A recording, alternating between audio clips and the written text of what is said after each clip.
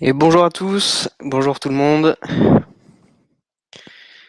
bonjour à ceux qui sont présents un petit peu avant l'heure, bonjour Déborah. Merci à tous d'être là. J'espère que tout le monde est en forme et de bonne humeur avec la réouverture des terrasses et le beau temps, j'espère. On va démarrer dans pas trop longtemps, le temps que les gens se connectent. Bonjour Xavier, Bonjour, tu vas bien? ça va bien, merci. Bon, Ah ben on me voit, ça y est. Grégoire. Content d'être parmi vous. Bonjour Grégoire, Bonjour Paul, bonjour Xavier. Bonjour Grégoire. tout le monde va bien? Ouais, super bien, ouais. Tout va bien, tout va bien. Bon, superbe. Comme je disais, ouais, on va laisser un petit peu le temps aux gens de se connecter avant de rentrer dans le vif du sujet.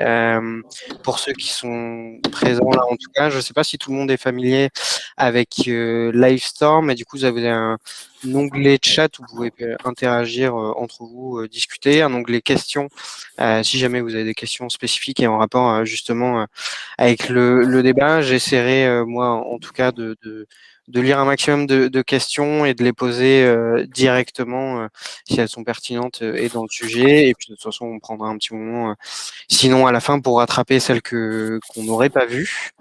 Et puis, on va fonctionner comme ça. Et je vais en profiter peut-être, voilà, le temps que ça se lance et que les gens se connectent doucement, pour nous présenter un petit peu le webinaire qui on est et puis pourquoi on a décidé de parler de ce sujet-là, tout simplement. Donc déjà, bon, rapidement, merci à tous encore une fois d'être présents, de venir. Je vois qu'il y en a de plus en plus qui se connectent. Pour me présenter rapidement, moi je suis Paul et je suis consultant en recrutement tech chez Urban Linker. On est un cabinet de recrutement, de cabinet de chasse de tête spécialisé dans le recrutement de profils digitaux pour les startups et PME de l'écosystème français. Et avec maintenant 12 ans d'expérience, d'expertise aujourd'hui sur ce marché, on a une bonne expertise sur pas mal de sujets et on a décidé voilà, depuis quelques temps d'animer pas mal de webinaires sur des sujets d'actualité avec parfois nos clients, mais parfois non, des entreprises aussi qui nous intéressent, qui ont des choses intéressantes à dire. Et aujourd'hui, on va parler de cybersécurité, justement, qui est un sujet particulièrement d'actualité. On voit passer beaucoup d'articles, notamment sur le gouvernement. On parle de plus en plus de souveraineté numérique. Ça, je pense qu'on aura l'occasion d'en reparler avec Xavier et Grégoire. Mais c'est aussi un sujet qui tend en tout cas à se transformer, à se complexifier aussi, puisque dans le cadre professionnel, on l'a vu, mais la situation sanitaire nous a obligés, presque forcés aussi à multiplier nos interactions digitales et donc forcément à avoir plus de vulnérabilité face aux cyberattaques. Et tout ça, donc on va le décortiquer avec Xavier de Watcha et Grégoire de Harfang Lab qui vont m'accompagner aujourd'hui. Je vais les laisser un petit peu se présenter et puis présenter leur activité et leur relation justement avec ce sujet de la cybersécurité. On va commencer par un Grégoire, puisque en plus, j'ai vu passer une bonne petite nouvelle pour Arfang Lab qui date d'aujourd'hui, donc ça tombe bien, tu vas pouvoir nous en parler aussi. Ouais, bah volontiers Paul, merci d'organiser cet événement.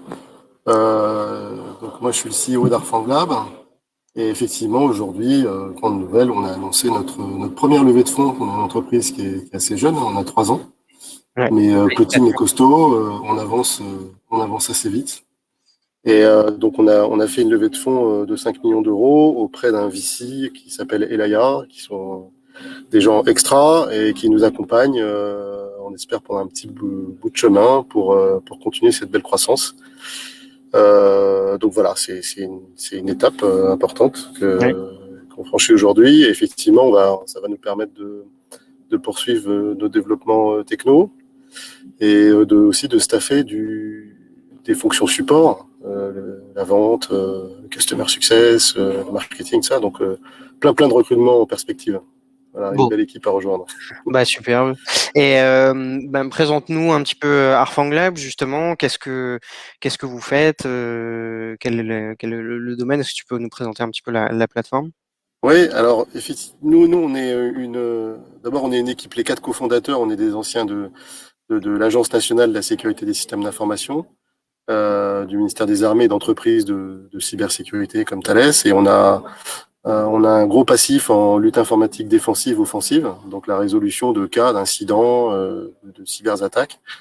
Et donc on a voulu tout de suite se lancer quand on a créé la société, vers un outil, un logiciel, une plateforme d'investigation numérique, qui est devenu après ce qu'on appelle un EDR, un Endpoint Detection and Response. Donc, pour faire un peu l'image simple, c'est le prolongement de l'antivirus. Hein, c'est ce qui permet, c'est devenu la pierre angulaire, en tout cas dans les stratégies de défense. L'antivirus travaille plus sur des signatures connues, sur des comportements connus. Il veille, alors que l'EDR, lui, il va aller beaucoup plus loin, il va irriguer complètement le système nerveux de l'entreprise, il va s'installer sur tous les terminaux, les serveurs de l'entreprise, des machines virtuelles, et il va collecter de l'information pour essayer de détecter des attaques au plus tôt, les signaux faibles, et pouvoir remonter des alertes, prendre des mesures de coercition pour tuer un ransomware, par exemple, puisqu'on en parle beaucoup en ce moment, de façon soit automatique, soit manuelle, parce que quand on est dans des grandes entreprises, comme c'est notre cas, eh ben, c'est des opérations qui sont délicates, donc qui sont souvent opérées par des partenaires. Donc, nos partenaires, essentiellement des Managed Security Service Providers, des SOC, des centres de supervision de la sécurité, avec qui on travaille et qui se servent de notre outil pour apporter un service à valeur ajoutée à partir de notre plateforme. Super. Bon, du coup, le sujet de cybersécurité, on est en plein dedans. Xavier, Watcha, est-ce que tu peux te présenter un petit peu Watcha aussi, justement? Eh ben, avec plaisir. Merci pour cette opportunité de participer avec vous. Et puis juste un gros bravo déjà à Grégoire. Je suis passé par ce périple-là à une petite échelle, plus petite échelle, mais effectivement, c'est un beau parcours du combattant et le succès de beaucoup d'efforts. Donc bravo. Donc oui, Watcha, je suis le fondateur de Watcha. On adresse la problématique suivante. Comme tu le disais, Paul, il y a de plus en plus d'organisations qui sont sensibles à ces enjeux de souveraineté de la data. Nous, on travaille principalement, mais pas exclusivement, avec des collectivités qui se sont vraiment emparées de ce sujet-là. Et donc souhaitent, pour beaucoup d'entre elles, passer sur des solutions. Alors en l'occurrence, nous de collaboration, hein, c'est vrai que je n'ai pas précisé, Watcha, nous on fait de la messagerie instantanée chiffrée de bout en bout, de la vidéoconférence également chiffrée de bout en bout, du stockage partagé et puis de l'édition collaborative. Et donc on accompagne, comme je le disais, des organisations, principalement des collectivités, qui souhaitent migrer vers de l'open source pour les raisons de souveraineté que j'évoquais, pour des garanties des fois de sécurité supplémentaires, peut-être aussi des considérations de coûts par rapport au prix des licences. On est très compétitif par rapport à ça. Et donc, ces organisations-là, elles ont une difficulté, c'est que si on veut avoir l'équivalent de solutions propriétaires en termes de périmètre fonctionnel, de services, il va falloir multiplier 4, 5 applications open source, du Jitsi par exemple pour la visioconférence, du Matrix ou du Mattermost pour la messagerie instantanée, etc. Et donc, pour l'utilisateur comme pour la DSI, c'est un peu compliqué parce que là où on avait une seule application, on va se retrouver à devoir ouvrir tous les matins 4 ou 5 fenêtres. Donc, le métier de Watcha, en fait, c'est de mobiliser des solutions open source qui font référence sur leur domaine en termes de maturité, scalabilité, sécurité, évidemment. Donc, je citais Matrix, par exemple, pour la messagerie instantanée. Matrix, c'est utilisé par l'ADINUM dans le cadre de la messagerie sécurisée de l'État de Tchad. C'est utilisé par Thales également. C'est utilisé par l'armée de terre. Enfin, voilà, très belle référence, très belle réputation en matière de sécurité, un équivalent de Signal pour ceux qui connaissent, pour faire simple. Voilà. Et donc, nous, notre métier, c'est d'unifier au sein d'une même interface ces différentes applications pour éviter justement, comme je le disais, de devoir multiplier les fenêtres. Donc, en fait, on fait une authentification unique du single sign-on sur la solution. Et puis, derrière, on est quelquefois amené à déployer pour des personnes qui sont un petit peu éloignées du numérique. Des fois, les solutions propriétaires souffrent aussi un petit peu de leur richesse fonctionnelle. Ça peut avoir un petit côté intimidant. Donc, nous, on essaye de travailler vraiment nos expériences utilisateurs pour que la sécurité finalement soit la plus simple à utiliser au quotidien, parce que la bonne sécurité c'est celle qu'on utilise. Voilà, donc Watcha c'est ça, on est à la fois éditeur, on va unifier des applications open source de référence, et puis on a un métier d'intégrateur, c'est-à-dire qu'on est capable derrière de dimensionner l'infrastructure pour mettre à l'échelle les solutions, les services. On travaille notamment, pour citer quelques exemples, avec l'agglomération de Valence, avec des collectivités comme la ville de Challans. On démarre des évaluations également avec avec les villes de Paris et de Lyon. Voilà, donc il y a un savoir-faire reconnu sur cette capacité de mise à l'échelle. Et puis il y a effectivement l'axe qu'on a pris qui répond à un point de couleur qui est bien identifié effectivement pour toutes les DSI que je viens de citer. C'était comment je gère des déploiements de Nextcloud, de Matrix en parallèle. Et finalement, on arrive avec une solution unifiée. Voilà, Paul, je sais pas si j'étais clair. Hein, c'est parfait. Bah, merci à tous les deux de nous accompagner, de m'accompagner là sur ce webinaire. On va commencer. On a préparé quelques sujets justement tous les trois dont on voulait parler. Avant ça, est-ce que peut-être surtout Grégoire, est-ce que tu peux nous faire peut-être un petit overview là en ce moment sur la partie cybersécurité, justement cyberattaque, comment ça évolué peut-être au cours de ces dernières années, toi qui es dans le milieu depuis un petit moment justement. Est-ce que justement les cyberattaques sont de plus en plus fréquentes, plus complexes, où est-ce qu'on en est actuellement et comment ça a évolué?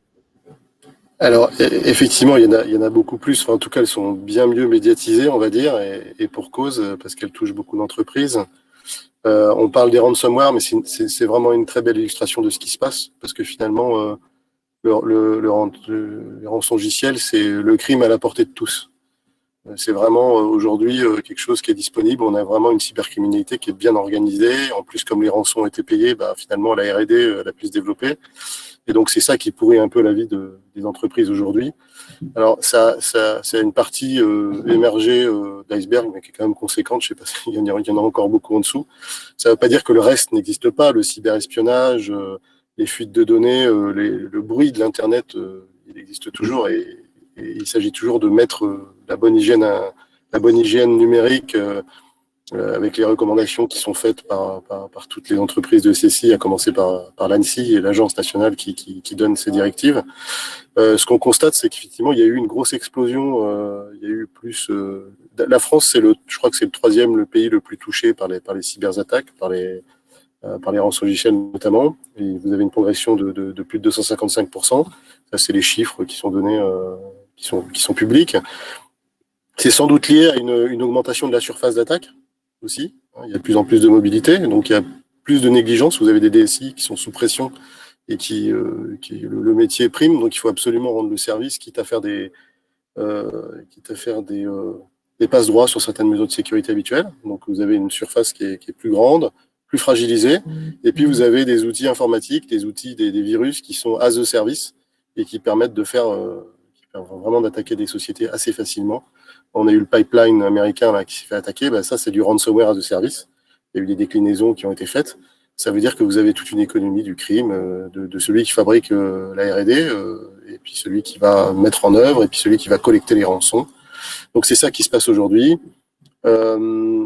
C'est une course. Voilà. Nous, on a une cellule de threat intelligence, donc de renseignement sur la menace, qui est vraiment très orientée sur notre produit pour en permanence créer des algorithmes, soit en utilisant des algorithmes d'IA, de machine learning ou des algorithmes plus statistiques qu'on met dans notre produit, puis aussi des choses assez basiques, des signatures, détecter simplement des comportements ou des logiciels malveillants, en donnant des notes à certains exécutables, par exemple.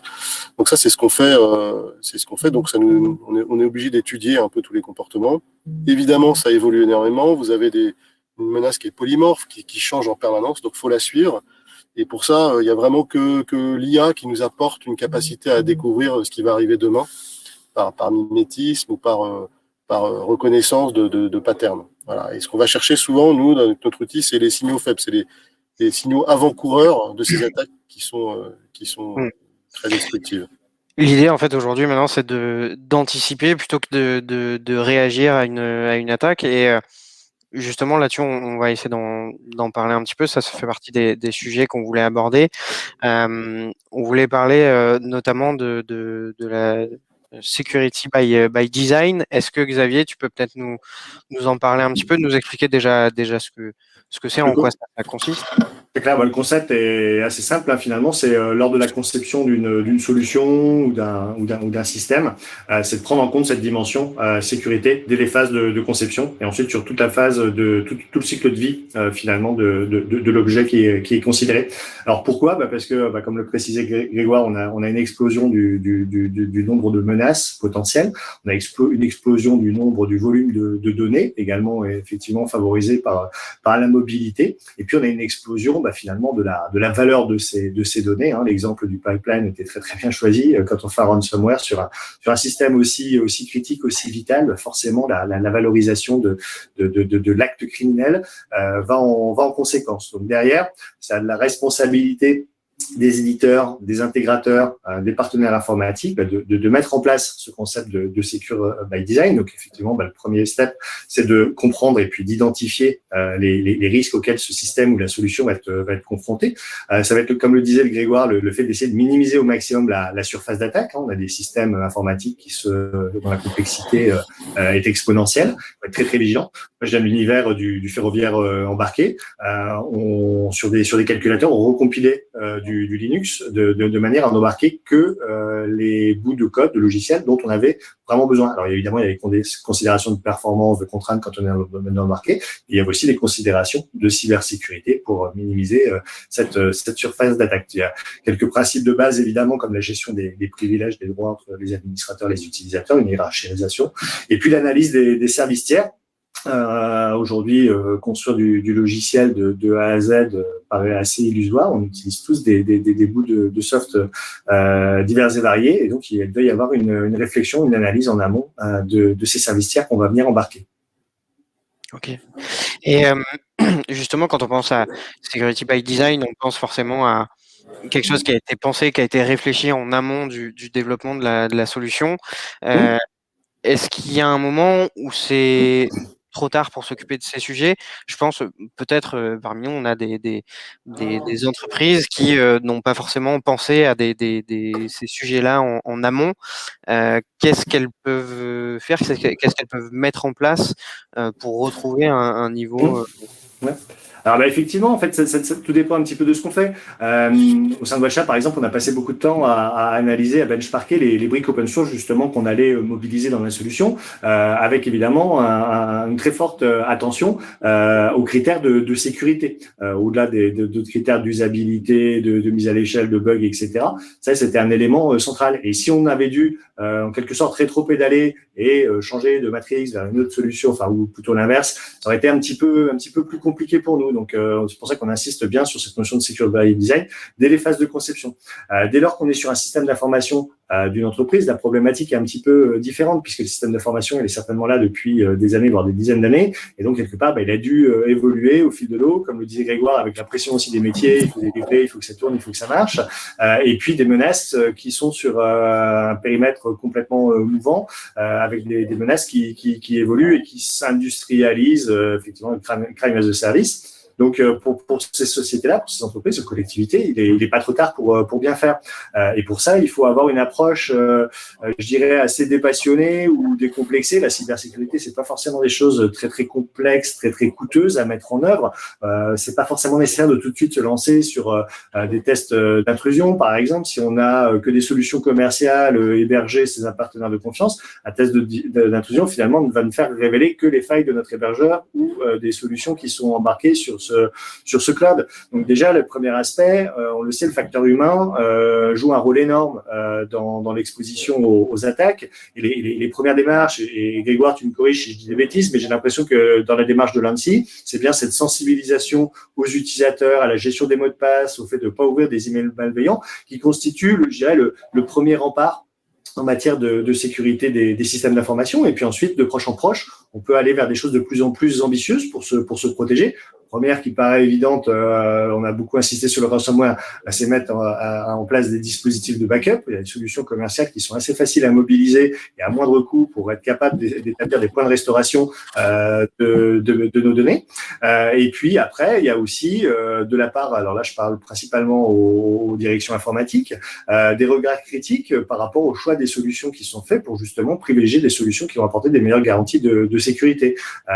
Typiquement sur la messagerie instantanée, de domaine qu'on connaît un petit peu, le critère, selon moi, de chiffrement de bout en bout peut être quelque chose d'assez intéressant. Alors, pas tout à fait sur l'axe des menaces, hein, c'est là où il y a un diagnostic initial à mener par rapport au risque qu'on prend. Là, le chiffrement de bout en bout, on va être sur des enjeux principalement de confidentialité. Donc, pour des collectivités, ça peut être au niveau des élus, par exemple, par rapport à des prises de décision. Sur des entreprises du privé, c'est simplement la protection des données, du savoir-faire de l'entreprise en lien avec des menaces plus sur du cyberespionnage. Ouais, ce que je peux ajouter, c'est tout à fait exact. Et nous, on est les premiers concernés. Tous les deux, on est éditeurs de logiciels, donc on s'applique ces bonnes pratiques à nous-mêmes. Et évidemment, pour un EDR, c'est encore plus critique. Vous imaginez bien qu'il ne faut pas qu'on introduise des vulnérabilités. C'est pour ça qu'on a cherché une certification de l'ANSSI qui vient contrôler effectivement tous ces codes de développement, toutes ces dépendances, toutes ces librairies qu'on utilise et qu'il faut absolument continuer à monitorer. Enfin, c'est de la bonne pratique de développement logiciel. On n'invente pas les choses, mais encore faut-il le faire, pas faire d'impasse. Souvent, ce que font les gens qui n'ont pas de R&D en France, c'est quelquefois qui vont chercher des développements un peu rapides. C'est quelquefois fait un peu avec le dos de la cuillère, et on va retrouver des vulnérabilités. Et c'est pareil pour le choix du langage. C'est très facile de démarrer pour développer, je sais pas, je prends le langage Python. Tout le monde a fait du Python 2. Aujourd'hui, on est en version 3 et je sais plus combien. Si vous codez encore en Python 2, forcément, il va vous arriver des bricoles. Et pourtant, c'est un manque d'effort. C'est une erreur de la part de l'éditeur. Donc c'est tout ça qu'il faut valider. Je crois qu'on est bien aidé en Europe et c'est ce qu'adresse la notion de souveraineté plus qu'une notion de territoire et de chauvinisme mal placé. C'est vraiment aller rechercher cette excellence et l'application de bonnes pratiques finalement dans le développement des logiciels. C'est ce que sanctionne l'ANSSI, c'est ce que sanctionne aussi le label Made in Europe là, qu'on a obtenu de la Commission européenne. C'est garantir qu'on a une R&D en Europe, qu'elle est contrôlée, qu'elle est bien à l'état de l'art en fait. D'accord. Et donc ça, c'est ce qu'une entreprise effectivement peut mettre en place d'elle-même dans le développement de son produit, de sa solution. Il y a aujourd'hui d'autres entreprises qui aident les autres sur des sujets de sécurité via des plateformes qu'elles développent elles-mêmes ou par des services. Grégoire, est-ce que tu peux nous parler un petit peu aujourd'hui du marché des différents acteurs qui proposent justement des solutions pour aider les autres entreprises à améliorer un petit peu leur défense ou leur RSI ou Ouais, autre. il y a quand même toute une gamme de. Là, on parle des services. Hein. Donc, Ouais. moi, je me place, on n'est pas spécialiste du service, puisque nous, on fournit justement les outils, les armes et ce qu'il faut pour que nos partenaires créent des services à valeur ajoutée. Ce que je peux dire, c'est qu'il y a eu. On ne bâtit pas sur du sable. Donc, effectivement, aujourd'hui, on voit bien la démarche de faire un check-up complet. Effectivement, comme le disait Xavier, c'est pas la peine de commencer par des pen tests. Il faut avoir, je prends le coup des mots de passe parce que tout le monde le comprend bien. Ça veut pas, c'est des mots de passe robustes, ça veut dire surtout des techniques pour avoir que ce soit plus une contrainte, mais enfin de mettre en place une PSSI correcte, la faire appliquer, avoir un management motivé. Alors quelquefois ils sont plus motivés quand ils ont pris un petit ransomware, ça aide pas mal en ce moment. Les RSSI, c'est le seul côté positif qu'ils en retirent sans doute. Mais déjà voilà, c'est ça. Et après on peut commencer à se faire accompagner par des prestataires. Ça va du bug bounty jusqu'à la mise en place d'une surveillance à la fois des données. Il ne faut pas oublier le côté RGPD, le côté DPO, tout ce qui est protection des données personnelles. Ça va un peu avec. Et puis la mise en place d'une architecture saine au sein de l'entreprise, d'une hygiène correcte, une sensibilisation, la formation des employés et de tous les utilisateurs, quel que soit leur niveau, et les rappels de ces formations. Et après, on peut se dire, tiens, on va renforcer un peu notre sécurité par des outils plus performants, faire venir un prestataire de service qui, lui, va faire du monitoring, donc qui va créer du Managed Defense and Response. C'est là que nous, on intervient avec la pierre angulaire qu'apporte le DRR FangLab. Et à ce moment-là, on va rentrer dans une sécurité beaucoup plus proactive qui va permettre de détecter les failles et une fois de plus, détecter quelquefois des comportements ou des logiciels qui ne vont pas se comporter comme ils auraient dû l'être. On ne peut pas blâmer toujours l'éditeur de logiciels, hein, parce que quelquefois, avec toutes ces dépendances, ça peut arriver. Le tout, c'est de le détecter suffisamment tôt et de voir d'où vient la menace. Est-ce que c'est le bruit d'Internet? Est-ce que c'est une malveillance interne? Est-ce que c'est des cybercriminels qui commencent à fomenter un coup. Donc c'est bien dans cet ordre progressif. Il ne faut pas, je pense, mettre la charrue avant les bœufs. Mais le fait est, c'est que l'offre, elle va augmenter. Elle n'était pas suffisante. Je pense que tout le monde le découvre en ce moment, et donc on essaye de créer avec nos partenaires des services qui soient adressables par tous les types d'entreprises avec un budget contraint. Voilà. C'est ça qui est important, et c'est tout le sens du plan de relance.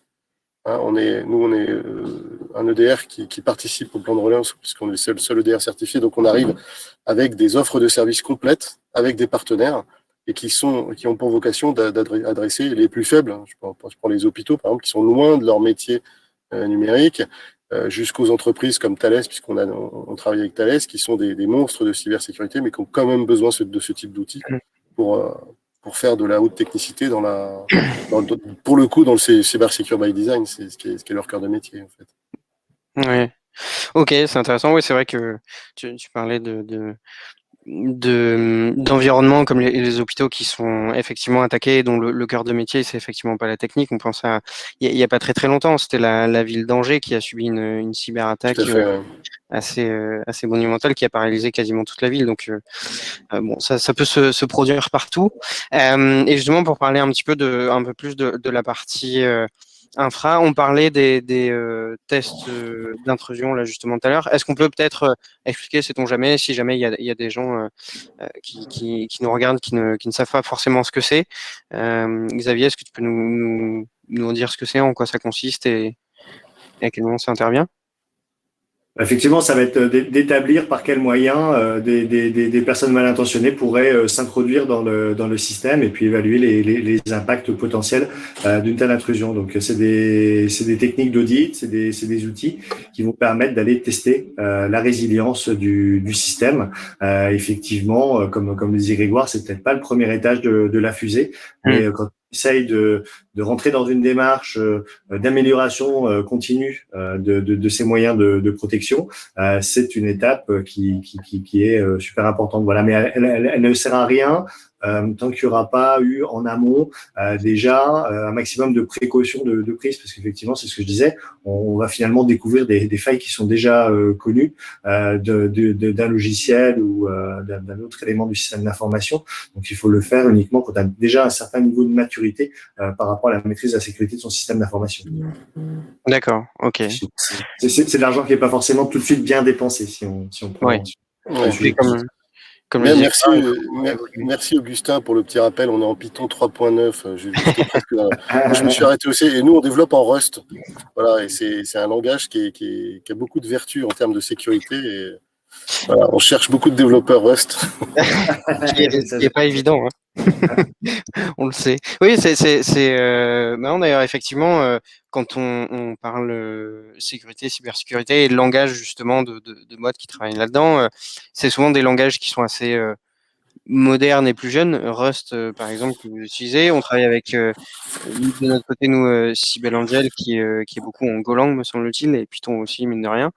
Qu'est-ce qui fait que ces langages, justement, aujourd'hui, sont plus fiables que d'autres langages et pourquoi est-ce que vous utilisez Rust, par exemple, aujourd'hui?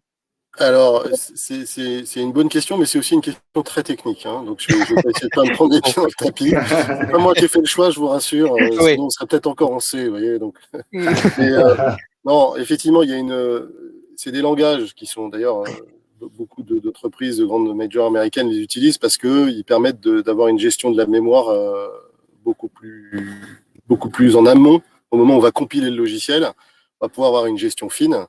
Et on n'a pas ces défauts qu'on va retrouver en C avec les problèmes de gestion de pointeurs, débordement. Et donc, on élimine quand même une bonne partie des vulnérabilités mémoire quand on sort un logiciel qui est plus dur à compiler, qui est plus dur à créer. Il y a aussi des librairies et moins de bases de connaissances. Le terreau est un peu moins grand en Rust, mais ça croît très vite là en ce moment. Et donc, c'est pour faire un développement plus sûr. C'est plus fastidieux, c'est plus dur, mais ça permet d'avoir des logiciels plus robustes. D'accord, ok. N'hésitez pas à interagir sur le chat si vous avez aussi des éléments de réponse. Je vois que Stéphane nous dit que c'était plus rapide à l'exécution aussi. Ouais. Et pour revenir un petit peu sur la partie sécurité du SI, de l'infra, est-ce que le cloud voilà, qu'on voit de plus en plus aujourd'hui, ça change quelque chose dans la partie cybersécurité justement et défense de son SI ou pas? Xavier, tu... Ouais. Il faut dire qu'il faut désigner Paul, hein, parce que sinon. Ah pardon, vas-y Xavier, effectivement. Non, je rigole, pas de souci. Oui, bah en fait, c'est un gros game changer pour les DSI d'avoir des approches multi-cloud, de s'abonner à des services à la demande de métiers qui sont complètement en SaaS et pour lesquels il n'y a aucun diagnostic de sécurité possible. Ça va être par exemple le département communication qui va vouloir accéder à un petit logiciel en ligne super sympa pour faire rapidement des vidéos. Enfin voilà, les exemples se multiplient et c'est des vrais casse-têtes. On voit que les DSI derrière galopent entre les usages, leurs contraintes qui viennent de la RSSI et pour eux c'est des positionnements qui sont très compliqués. Donc là, j'ai changé avec des DSI sur ces sujets-là. Finalement, ça a renforcé les collaborations entre les directions métiers et les DSI qui se parlaient peut-être pas suffisamment jusqu'à présent pour avoir effectivement, c'est un peu cette souplesse de pouvoir aller prendre des abonnements sur une plateforme qui va rendre l'organisation au final plus agile et puis en même temps garder les critères de gouvernance nécessaires à une entreprise. Après, il n'y a pas de solution miracle entre du cloud ou du on-prem par rapport à la sécurité de l'information. C'est sûr que sur une petite structure peu outillée, faire confiance à un hébergeur, ça fait tout à fait sens. Si on est au niveau d'expertise en matière de cybersécurité et d'infra, ça fait évidemment sens d'avoir son propre hébergement et sa propre infra complètement maîtrisée. Donc, il n'y a pas vraiment de réponse très tranchée à ça. Je vais prendre l'exemple, je citais l'évaluation qu'on est en train de faire avec la ville de Lyon. Clairement, ils sont dans une réflexion par rapport aux services qu'on peut proposer sur une approche SaaS ou en mode on-prem. Donc, ils comprennent bien évidemment les intérêts d'avoir une approche en SaaS. C'est l'infra qu'on maîtrise, on assure la scalabilité et puis on va pouvoir être très très réactif par rapport au VM qu'on va mobiliser. Et puis d'un autre côté, pour eux, le fait d'ouvrir leur annuaire LDAP vers l'extérieur, évidemment, ça pose des critères de sécurité. Donc là, typiquement, la décision, évidemment, elle n'est pas entre les mains de Watcha. Donc la DSI sollicite le RSSI afin de prendre la meilleure décision. Et c'est notre rôle en tant qu'éditeur, mais aussi intégrateur, de pouvoir répondre à ces choix stratégiques-là. Il n'y a pas une réponse unique correcte par rapport à ça. D'accord. Je vois, j'en profite, Stéphane qui nous dit que les attaquants aiment aussi Rust. Effectivement, à mon avis, ce qui est vrai pour la défense en cybersécurité est vrai pour pour l'attaque aussi. Ok, ça marche. Et justement, pour transiter un petit peu, on parlait de cloud. Pour revenir un petit peu sur des sujets, notamment d'actualité, mais le gouvernement nous a fait part il y a pas longtemps du justement d'une stratégie nationale pour le cloud, en tout cas du gouvernement français, et essayer de se passer des GAFAM dans une optique un petit peu d'enjeu de souveraineté. Est-ce qu'on peut en parler déjà, expliquer un petit peu ce que c'est avant d'en parler globalement? Grégoire, je sais pas si tu veux nous présenter un petit peu ce que sont les enjeux de souveraineté. Oui, en fait, si on reprend l'origine de tout ça, c'est comme l'extraterritorialité du droit américain, qui permet quand même, avec le Cloud Act, d'avoir une mainmise sur les données qui sont stockées, traitées, manipulées par les entreprises américaines, quel que soit le lieu géographique où elles se trouvent. Donc ça pose des questions de confiance, quoi, tout simplement. Donc c'est pratique. On voit bien que Google, tout le monde s'est bien rendu compte que finalement, si c'est gratuit, le produit, c'est qui? C'est le client. Et donc, où sont stockées les données? Comment on les manipule? Qui crée de la valeur avec mes données? Nous, c'est un problème sur lequel on travaille et on répond à nos clients là-dessus en étant cloud agnostique. Et puis à côté de ça, vous avez un formidable service qui est rendu par des Azure, des Google Cloud, des Salesforce, des gens qui ont des stacks logiciels qui sont hyper intéressantes. Donc la souveraineté, c'est à la fois, j'avais pris souvent cette comparaison, l'évolution dans le temps. On a vu que petit à petit l'Europe a perdu la maîtrise des semi-conducteurs, on a perdu plus ou moins la maîtrise des logiciels avec l'open source. On revient, mais c'est quand même un domaine qui a été largement monopolisé par les Américains et leurs sous-traitants, l'Inde et tout ça. Et il reste la data. Et donc l'axe qui est encore défendable pour la souveraineté, c'est vraiment la donnée. Et la data, c'est où est mon cloud et par extension, où sont les machines qui vont permettre de manipuler cette data. Et donc, comment je fais en sorte que ça soit légalement maîtrisé. Et donc, c'est ce qu'adresse l'Europe à travers tout ce qui se passe aujourd'hui autour des offres cloud. Ça veut dire est-ce que c'est pas une opposition entre les GAFAM et l'Europe, hein? Je pense pas qu'il faut le voir comme ça. Il y a des briques technologiques qui sont apportées par Google, par Azure. Ils vont prendre en compte ce besoin et ils vont forcément l'adresser aussi. OVH travaille avec Google, avec des briques techniques de Google pour l'intégrer à l'intérieur de leur cloud. Microsoft aussi. Vous avez des initiatives comme GaiaX qui visent justement à régler ces problèmes qui sont avant tout juridiques. Et voilà. Alors, on a eu quelques expériences malheureuses en France avec le cloud. Donc, je passe sur cette histoire, ces histoires tragiques qui ont consommé un peu d'argent. Peut-être que parce que finalement, on n'était pas mature et finalement, l'opinion publique et les gens n'avaient pas bien compris tous les enjeux.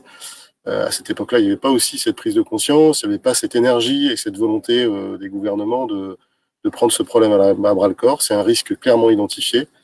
Et donc, je pense que la souveraineté, oui, du cloud, c'est un élément essentiel, mais ce n'est pas le seul. Ok. Et Xavier, est-ce que tu peux nous parler, toi, un petit peu de ta vision, justement, de ce qu'est la souveraineté nationale? Je sais que les solutions open source, ça, c'est des éléments qui sont très importants. Qu'est-ce qui, selon toi, enfin, quel est l'avantage, justement, de ces solutions open source, et notamment en matière de sécurité, justement? L'open source, pour moi, c'est une opportunité de regrignoter ou de regagner des parts sur ces enjeux de souveraineté. J'en discutais avec Michel Vandenberg, le patron du Cybercampus et puis anciennement directeur d'Orange Cyberdéfense. On partage cette vision de dire il faut pas être pessimiste en disant c'est perdu. Effectivement, comme le soulignait Grégoire, on a pris du retard, on s'est fait grignoter et on part finalement d'assez loin. Il faut le reconnaître. Donc, faut pas être dans le fatalisme et puis dans le fait de croire que demain on va remettre des fondeurs de silicium et de pouvoir avoir toute la stack techno complètement souveraine. Mais ce qu'on peut essayer de faire, modestement, en tout cas à notre niveau, c'est essayer de remettre là où on peut, petit à petit, des éléments qui nous apportent de meilleures garanties par rapport au contrôle de la data. Pour moi, cybersécurité et souveraineté, c'est pas deux choses strictement identiques, évidemment. Par contre, c'est deux choses qui sont très connexes. Évidemment, il y a toute une partie de crimes organisés autour des cyberattaques. Bon, voilà, mais il y a aussi beaucoup de cyberespionnage, d'espionnage industriel. Et effectivement, voilà, on retrouve quelques blocs géographiques autour de ça. Et donc, il est important de pouvoir protéger nos secrets de fabrication. Et pour cela, essayer d'avoir le maximum de briques technologiques qu'on maîtrise. Et c'est ce qu'on essaie de faire à travers l'open source, parce que pour nous, l'open source, c'est le meilleur moyen d'aller vite pour reconquérir ces territoires numériques. Il y a déjà des très belles briques technologiques qui sont disponibles. J'en ai cité quelques-unes. Il faut absolument qu'on s'appuie sur ce vivier, cette source de logiciels extrêmement riche pour aller plus vite sur la création de solutions alternatives aux solutions propriétaires, que ce soit GAFA ou en provenance de Chine, peu importe. Et l'open source a ce mérite-là, c'est-à-dire qu'effectivement, on a déjà des larges communautés de développeurs qui contribuent, donc qui permettent, comme je le disais, d'aller plus vite. On a un code source qui est complètement ouvert, qui peut être audité par des tiers. Alors évidemment, les vérifications de sécurité de l'ANSSI sont fondamentales, mais cette approche aussi un petit peu communautaire de la sécurité est très vertueuse. On le voit, je vais prendre un exemple un peu plus grand public, la messagerie instantanée Signal, par exemple, qui est recommandée par Edward Snowden. Ça fait aujourd'hui autorité. C'est pas la seule, hein, mais elle est perçue comme une des meilleures solutions en matière de chiffrement de bout en bout. On peut prendre un petit que Matrix, on est sur des algorithmes de chiffrement qui sont très très proches, des technos très très similaires. Et donc voilà, on a un code qui est ouvert, qui a pu être audité, et donc ça apporte des garanties supplémentaires. Et puis c'est également, comme je disais, un facteur d'accélération pour aller plus vite, pour proposer des solutions alternatives. Nous, on a fait le choix de le faire sur du collaboratif. Pourquoi? Parce que c'est des usages qui sont un peu plus nouveaux. Alors, on a l'impression que tout le monde utilise du Slack, du Teams, etc. C'est vrai dans certains cercles, mais on est encore très loin de ces approches-là, de ces généralités-là, sur des collectivités, par exemple. Et c'est l'opportunité, comme il y a des projets de déploiement accélérés évidemment par le Covid, de visioconférences, de drive partagé, etc., d'aller regagner déjà des parts de marché, on va dire ça comme ça, avec des solutions qui apportent de meilleures garanties. Je ne sais pas si j'étais clair, Paul, et puis si Grégoire, tu partages l'approche. Oui, tout à fait. L'open source, c'est un vrai sujet. On n'est pas toujours peut-être très bon en France pour participer. Nous, on participe à des communautés open source. On essaye autant que possible de reverser des choses dedans parce que c'est un échange, hein, l'open source. C'est pas simplement je prends, je me sers et je donne rien. Et après, c'est des vrais choix. Ça demande aussi des moyens et avoir des moyens financiers pour se dire qu'on va mettre un logiciel en open source. Mais c'est des réflexions hyper intéressantes qu'on s'interdit absolument pas, effectivement. Hein, et je suis d'accord, plus on est, ça permet d'avoir un audit assez fin de la communauté. C'est complémentaire de tout ce que j'ai cité avant. Je rebondis sur la question de Maxime, parce qu'il dit est-ce qu'il y a des aides en France et en fait, c'est intéressant parce que nous, on a été, il y a beaucoup d'aides, il y a beaucoup de subventions en France. C'est un pays merveilleux pour entreprendre, quoi qu'on dise certaines mauvaises langues. Les startups sont vraiment très aidées. Le meilleur financement, c'est toujours le client, hein, ça c'est indéniable. Et c'est vrai qu'il y a aussi des aides. Vous avez des plans d'investissement d'avenir Innov dont on a bénéficié en 2019. Vous avez un formidable élan d'accélération, au moins dans la cybersécurité, et qui touche un peu le logiciel, qui va s'étendre un peu à la data, au cloud. Et le secrétariat général pour l'investissement donne des subventions dans ce sens-là. Vous avez le crédit impôt recherche et tout ça. Donc oui, je pense qu'on est très bien servi. Après, faut oser, faut entreprendre. Hein. C'est surtout ça l'état d'esprit. Et puis astucieusement combiner des technos open source et puis ce que savent faire les meilleurs ingénieurs du monde qui sont en France, hein, qui sortent de nos écoles. Je suis un peu chauvin, mais ça fait Il faut. Non, bah oui, c'est important. Oui, tu voulais rajouter quelque chose, Oui, alors Guigui? un petit mot, on parlait d'un petit peu des aides, là, puis un peu du business model, circulation de l'argent au sens large autour de cette économie. Le parallèle que je peux faire, quelques réserves quand même, mais qui peut illustrer un peu le propos, c'est vous avez un bâtiment industriel, vous mettez pas en place des extincteurs, il y a un incendie, votre assurance, elle vous couvre pas. Et je pense qu'il y a effectivement une prise de conscience sur la gestion du risque cyber. C'est vu comme un centre de coût, mais finalement, on a de plus en plus d'entreprises qui souscrivent à ces garanties de risque cyber. Et derrière, on pourrait envisager un système de contrepartie qui soit incitatif, parce qu'effectivement, je te rejoins, Grégoire, le meilleur argent, c'est celui du client. Mais des fois, il faut le forcer un petit peu, il faut qu'il prenne conscience de ces risques-là et puis le forcer à mettre un peu la main dans les poches, parce que effectivement, ça représente quand même un coût de se protéger. Et ce qui paraît assez naturel dans l'équipement anti-incendie, il faut que culturellement, ça vienne aussi sur des risques autour du numérique. Voilà. D'accord. Écoutez, merci en tout cas pour le récap et pour les sujets abordés. On va essayer de parler un petit peu de recrutement notamment. Grégoire, tu as abordé un petit peu le sujet justement en tout début en intro, quand tu disais qu'effectivement là vous alliez avoir besoin de recruter notamment, et je voulais avoir un petit peu vos avis justement sur l'étape recrutement, surtout d'un point de vue un peu technique. Nous, en tant que consultants en recrutement, on demande toujours aux gens, par exemple, ce qui leur donne envie, ce qui les passionne, en termes de domaine ou de sujets aussi à aborder. Et la cybersécurité a une place très très importante dans le choix et les envies, en tout cas des candidats aujourd'hui qui sont à l'écoute sur le marché. Est-ce que c'est quelque chose que vous ressentez quand vous rencontrez des candidats? Est-ce que vous avez de plus en plus de candidatures, par exemple, parce qu'il y a des gens qui veulent travailler ou toucher à des problématiques de sécurité? Alors oui, nous, les gens qui viennent nous voir, ils sont un peu ils viennent nous voir, effectivement, il y a la cybersécurité, ça résonne un petit peu, mais pas que. Il y a d'autres fonctions, les fonctions support, que ce soit customer success ou marketing, ou sales, c'est encore sales, il faut des gens un peu spécialisés, mais c'est vrai qu'on a après, tous les ingénieurs, le développement, c'est des gens qui développent du logiciel, donc on n'a pas que des experts en cyber, mais ils sont attirés par la matière, ils sont attirés par le sens qu'on donne, le sens de ce qu'on fait. Donc c'est par extension ce qui attire, je pense, d'abord un jeune ou les gens vont travailler dans notre entreprise. Ils viennent chercher le sens du travail, un esprit d'équipe. en fait, qu'on donne. Et donc, il faut savoir étayer, mettre en avant nos valeurs pour que les candidats trouvent à la fois l'intérêt. Donc, l'intérêt, c'est quoi? C'est l'excellence dans notre matière, qui est la cybersécurité et le développement logiciel. Il faut des collaborateurs passionnés par leur boulot, évidemment. Des gens qu'on veut assez humbles, finalement, parce qu'on est sur une matière difficile. Il faut savoir se remettre en cause. Et donc, il faut aussi que ces gens-là soient capables de s'exprimer, de prendre des initiatives. Et donc, on va essayer de beaucoup les responsabiliser. Responsabiliser, c'est-à-dire concrètement leur donner des rôles sur lesquels ils vont avoir un véritable pouvoir de décision sur l'organisation de la société, sur la manière dont on va prendre les décisions. Et puis, ils vont être intéressés à la société aussi. C'est hyper intéressant, ça. C'est hyper important de les motiver aussi d'une manière... je dirais financière, mais c'est des parts, en fait. Et c'est ça qui est intéressant. Tout le monde est dans le même bateau.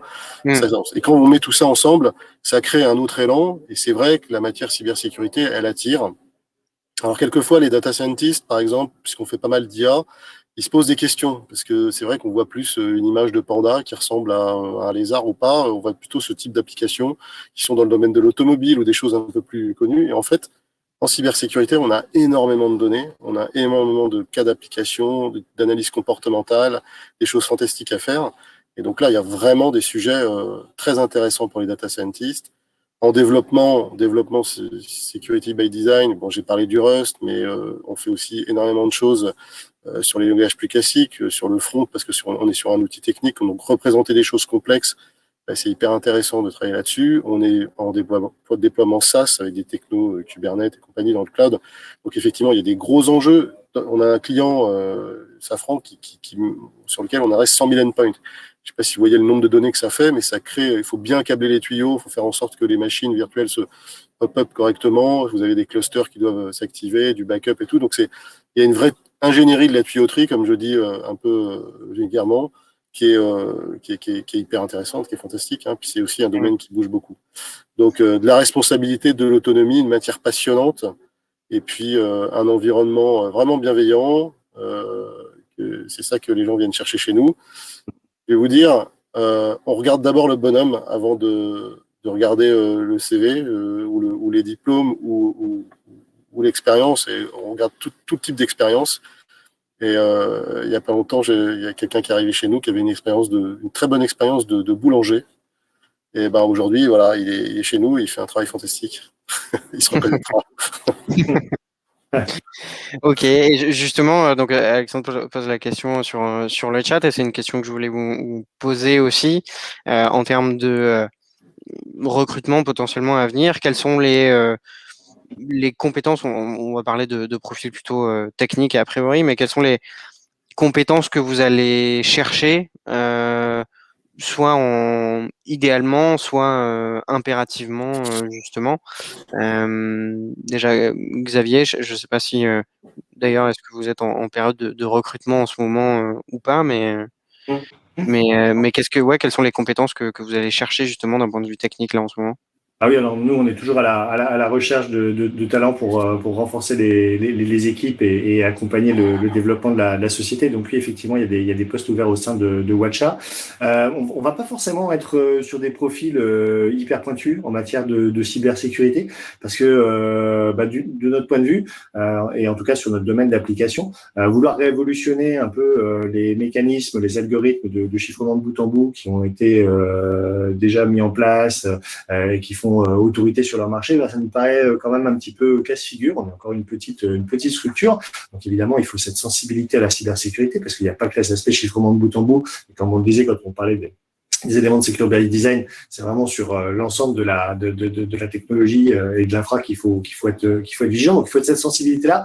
Mais on n'a pas tout de suite besoin de quelqu'un d'hyper formé, d'hyper pointu, etc. Mais quelqu'un qui a déjà, comme le disait Grégoire, conscience de l'importance de ses valeurs, de l'enjeu de la souveraineté, des enjeux de sécurité.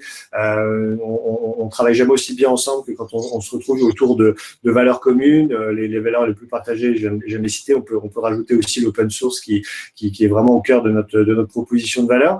Donc il faut avoir ce background, ce set de valeurs là, et puis derrière des compétences pures techniques en cybersécurité. En tout cas, à notre stade de développement, c'est pas forcément ce qu'on va mettre le plus en avant. Effectivement, comme disait Grégoire, ça va être surtout aussi du savoir-être, une capacité à s'intégrer à une équipe et à la faire grandir, un esprit aussi un petit peu entrepreneurial, hein, c'est sûr.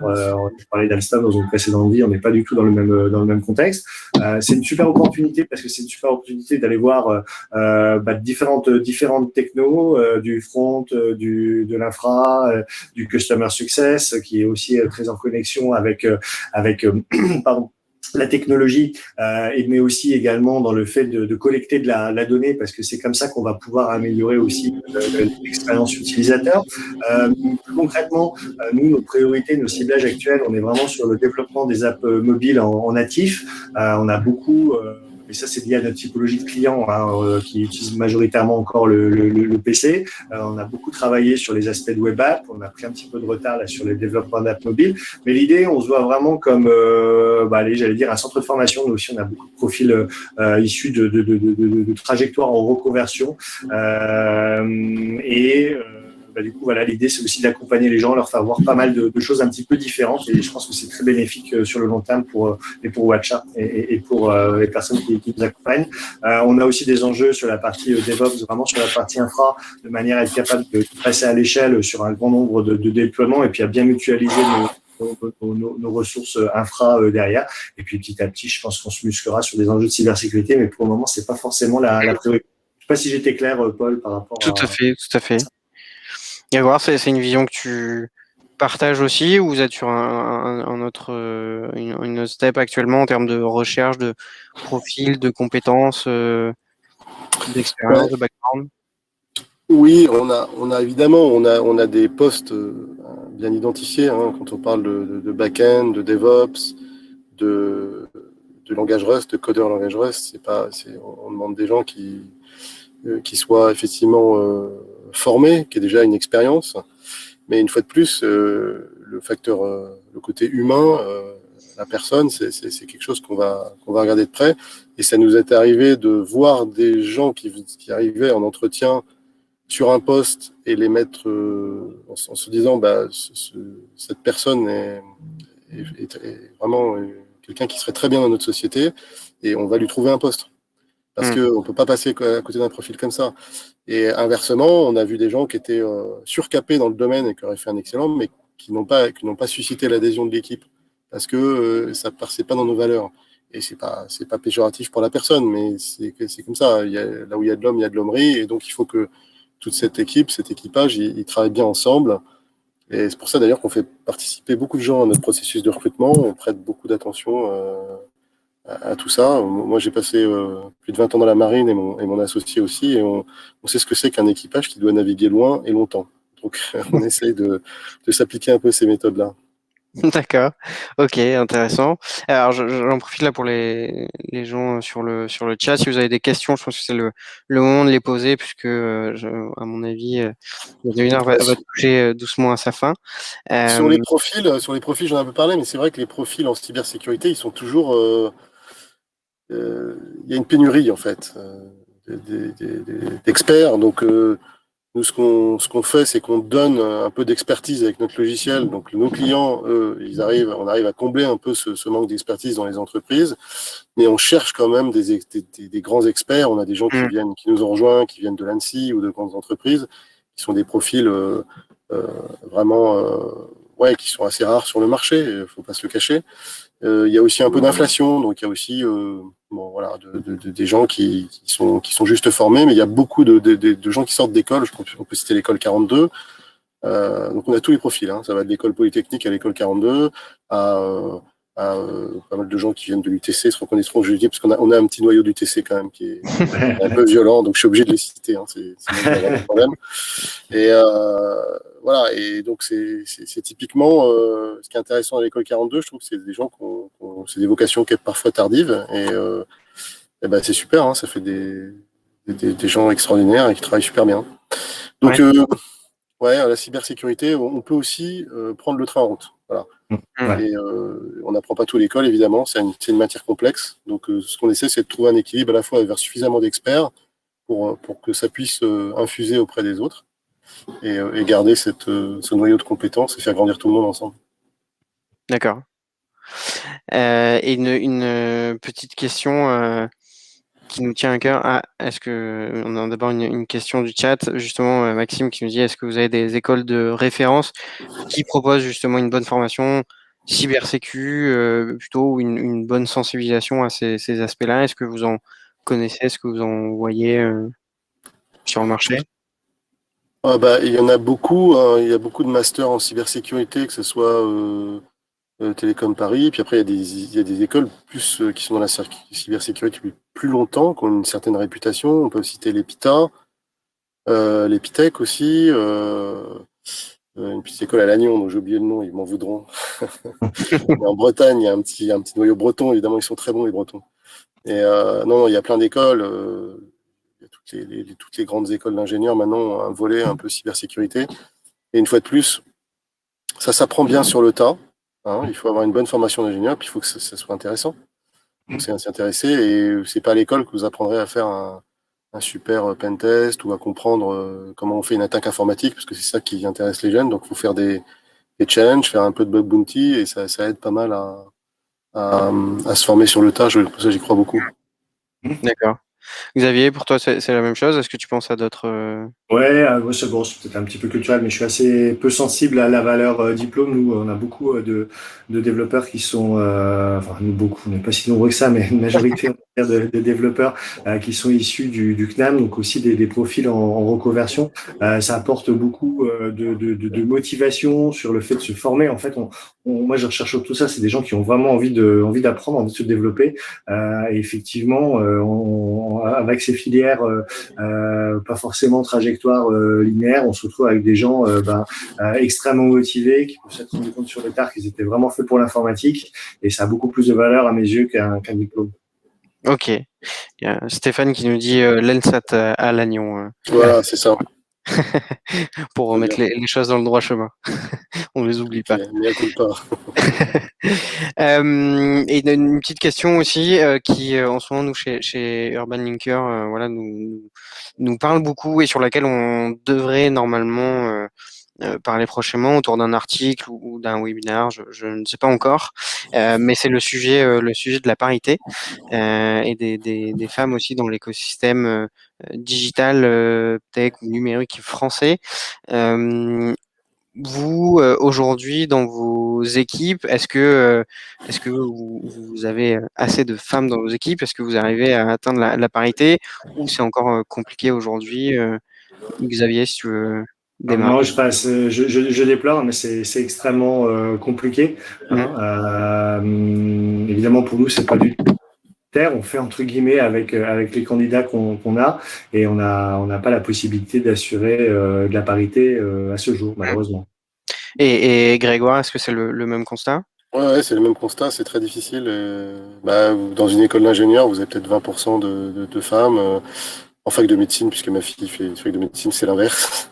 Donc voilà, c'est comme On ça. peut Là, faire de notre mieux côté employeur, mais de toute façon, on est tributaire des filières dans lesquelles Mm. on recrute nos personnes, donc on fera pas de miracle malheureusement derrière, quoi. Ouais. Ouais, on essaie de tenir les 20%, à peu près, c'est ce qu'on voit. Et puis, de toute façon, c'est sûr que c'est. Mais une fois de plus, on regarde les personnes. Hein, c'est pas.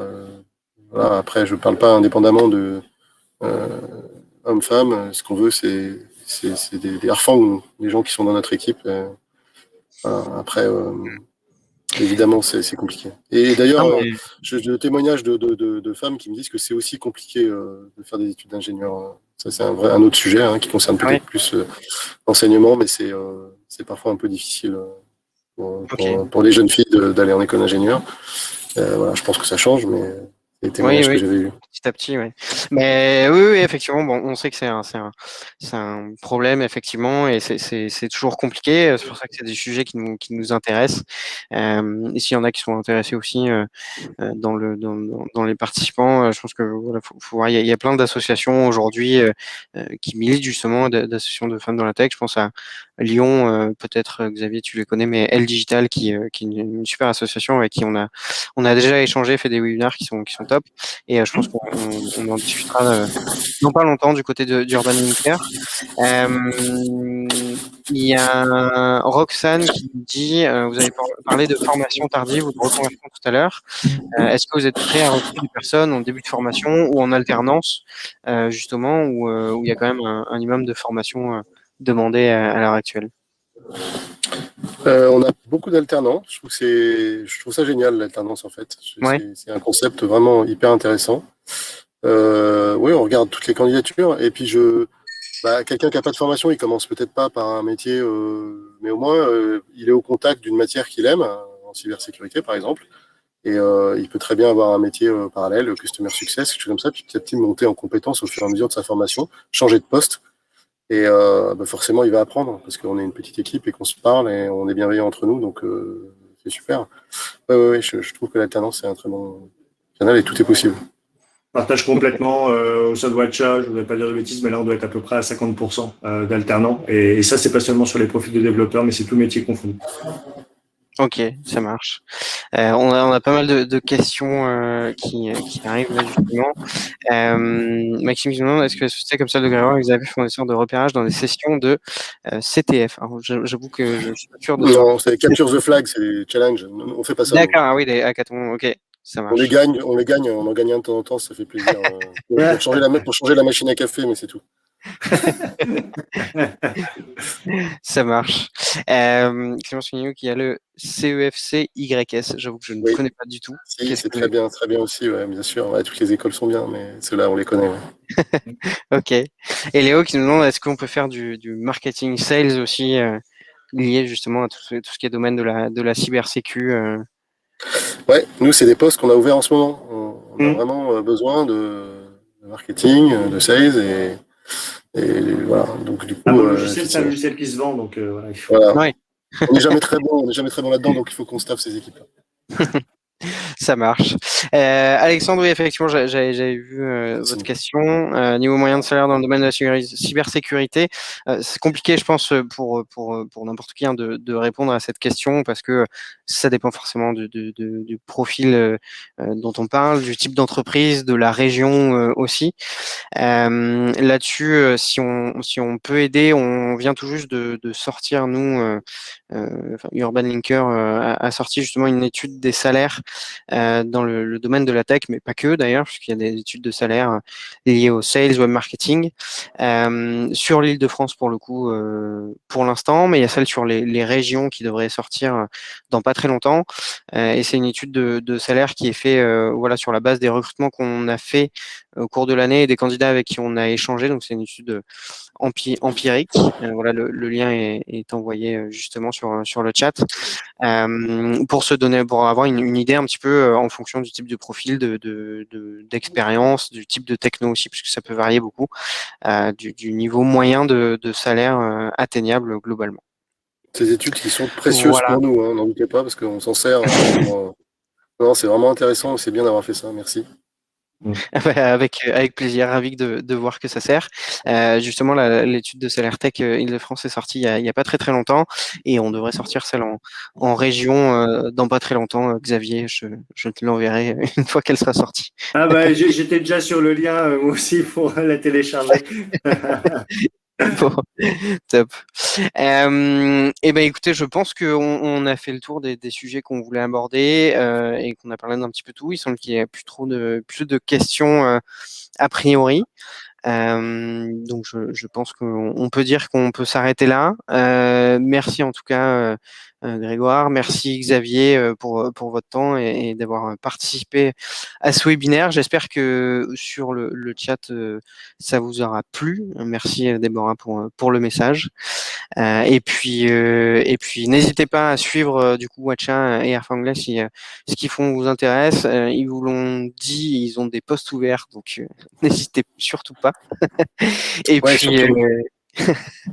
et puis normalement ce live sera rediffusé sur YouTube sur notre chaîne Urban Linker et puis n'hésitez pas aussi à faire un tour sur notre site si vous êtes en recherche justement d'emploi ou si vous êtes une entreprise qui cherche à recruter aussi notamment avec plaisir pour échanger.